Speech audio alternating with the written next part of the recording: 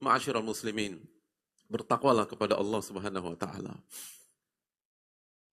Dan mintalah ampunan kepada Allah Subhanahu wa taala.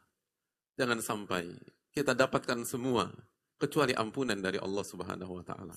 Dan ketahuilah, mencari ampunan Allah Subhanahu wa taala seringkali jauh lebih mudah daripada banyak ibadah yang harus kita kerjakan. Nabi SAW pernah bercerita tentang dua orang, kakak beradik dari Bani Israel. Yang satu senantiasa sholat, ibadah, berzikir kepada Allah Subhanahu wa taala. Dan yang kedua, menghabiskan waktu dengan maksiat dan dosa. Setiap ada kesempatan dosa, yang kedua ini berdosa kepada Allah. Setiap ada kesempatan maksiat, yang kedua ini bermaksiat kepada Allah.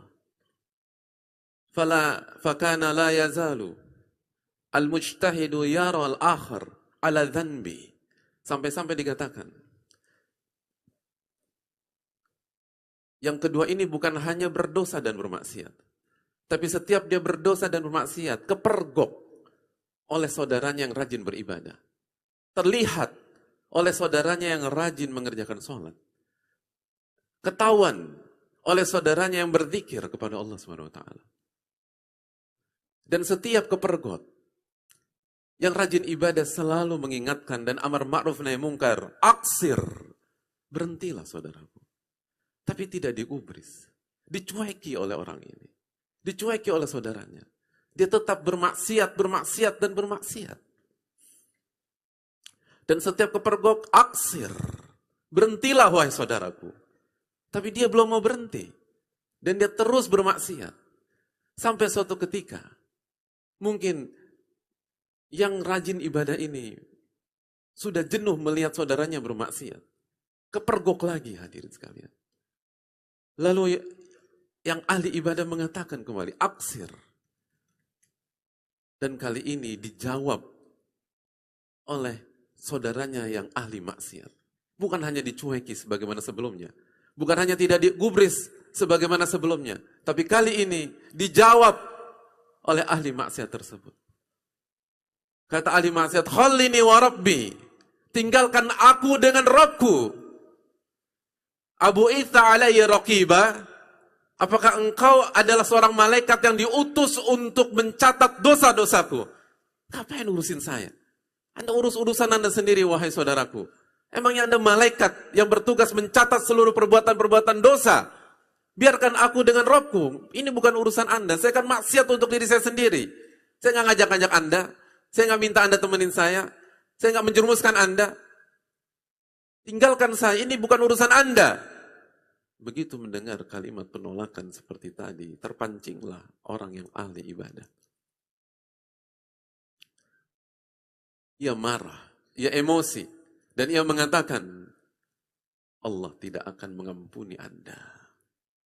Allah tidak akan mengampuni engkau, wahai saudaraku.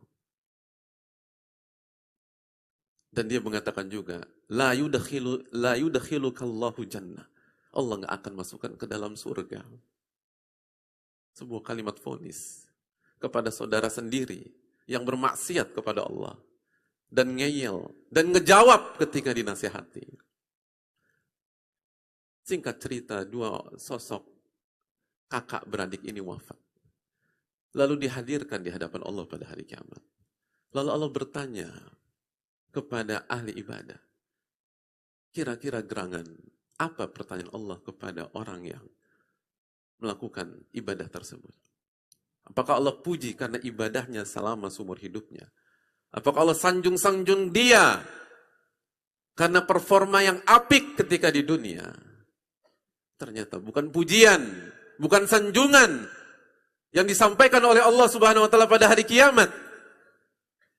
Allah mengatakan, apakah Anda mengerti tentang saya? Lancang sekali Anda mengatakan bahwa saya tidak mengampuni dosa saudara Anda.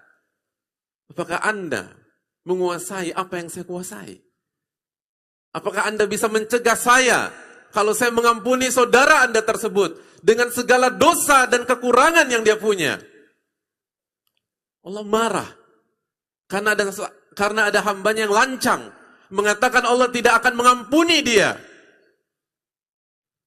Maka Allah katakan kepada orang yang bermaksiat itu, idhab fadkhulil jannata bi rahmati. Wahai ahli maksiat, pergilah dan masuklah ke dalam surga dengan rahmatku. Dan Allah katakan kepada malaikat, idhabu bih ilan nar. Adapun ahli ibadah ini, wahai malaikat-malaikatku, bawa dia, seret dia dan masukkan ke dalam api neraka. Allahu Akbar, Allahu Akbar, Allahu Akbar, walillahil hamd. Ma'asyiral muslimin yang Allah muliakan. Itulah ampunan dari Allah Subhanahu wa taala. Itu rahmat Allah tabaraka wa taala yang memberikan pesan kepada kita. Ini adalah hari harapan, ini adalah hari ampunan, dan mintalah pertolongan kepada Allah Subhanahu wa taala. Dan barang siapa yang merasa Ramadan ini tidak maksimal atau banyak kekurangan atau banyak khilaf, jangan putus asa kepada Allah Subhanahu wa taala di hari ini. Terus berdoa dan minta ampunan kepada Allah Subhanahu wa taala.